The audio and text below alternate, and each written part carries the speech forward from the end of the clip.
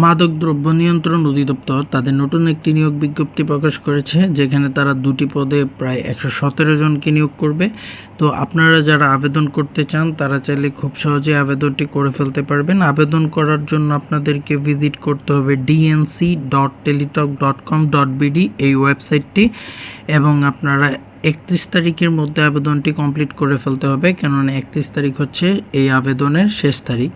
তো এখানে পদ দুটির নাম হচ্ছে, একটি সিপাই আর একটি হচ্ছে ওয়্যারলেস অপারেটর, যেখানে আপনারা আপনাদের শিক্ষাগত যোগ্যতা অনুযায়ী আবেদন করে ফেলতে পারবেন। কিন্তু আমি আপনাদেরকে একটি অফার দিতে চাচ্ছি, যেটি হচ্ছে আপনারা যারা আমার এই ভিডিওটি শেয়ার করে স্ক্রিনশট কমেন্ট করবেন, তো তাদের জন্য আমি এই আবেদনটি ফ্রিতে করে দেব প্রথম 5 জনের জন্য। তো আপনারা যারা আবেদনটি করতে চাচ্ছেন তারা আমাকে অবশ্যই কমেন্ট করেন। কমেন্ট করলে আমি আপনাদের আবেদনগুলো করে দেব একদম ফ্রিতে।